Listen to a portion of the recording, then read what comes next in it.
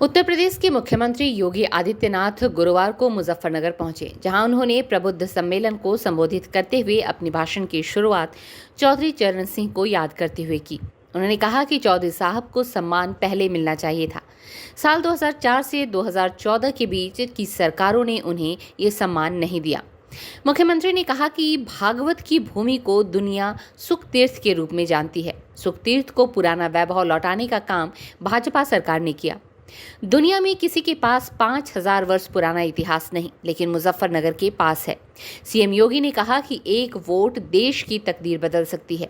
Vote गलत हाथों में जाता है तो मुजफ्फरनगर में कर्फ्यू लगता था और सही हाथों में वोट जाने से कांवड़ यात्रा निकल रही है। गलत हाथों में वोट जाने के दिनों में यहाँ लोग आने से डरते थे, अब सही हाथों में वोट गया तो अराजकता समाप्त हो गई। उन्होंने कहा कि 500 वर्षों के बाद वोट की ताकत ने ही आस्था को सम्मान दिलाया है।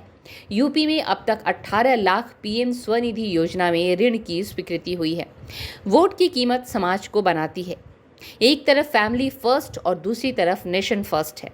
सीएम योगी ने कहा कि पश्चिम उत्तर प्रदेश में 2017 से पहले तनाव का माहौल था।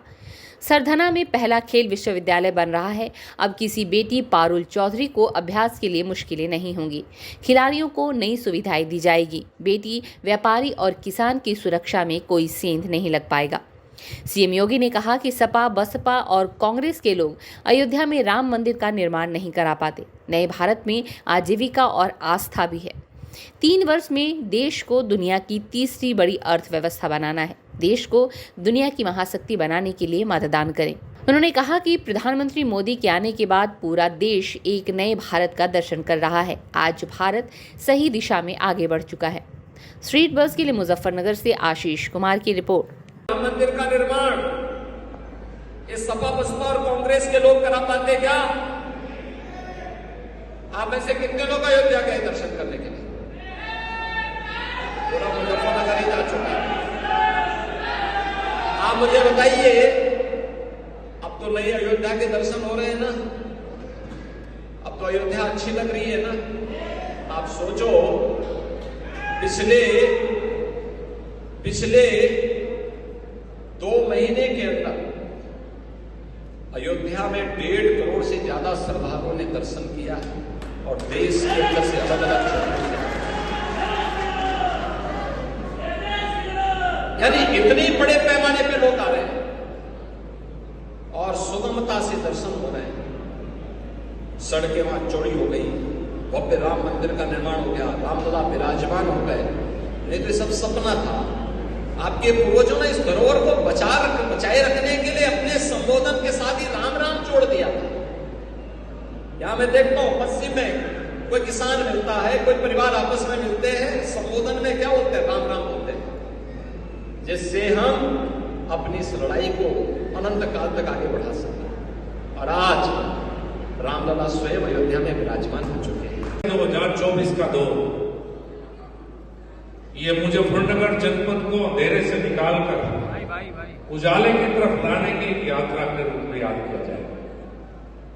10 वर्ष आदरणीय प्रधानमंत्री के नेतृत्व में, नरेंद्र मोदी जी के नेतृत्व में केंद्र सरकार के विकास कार्य, 7.5 वर्ष आदरणीय योगी आदित्यनाथ जी के नेतृत्व में प्रदेश सरकार के विकास कार्य और बेहतर कानून व्यवस्था और मुजफ्फरनगर जनपद में हुए कार्यों को लेकर हम जनता के बीच में जाने का प्रयास करें।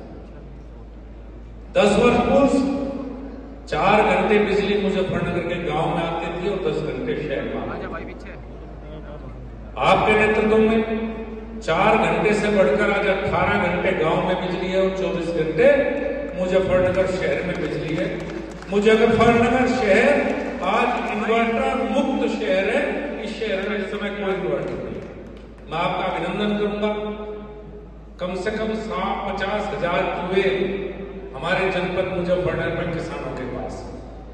आपके द्वारा पिछले 1.25 वर्ष से किसान की ट्यूबवेल की बिजली का बिल सरकार के द्वारा जो माफ किया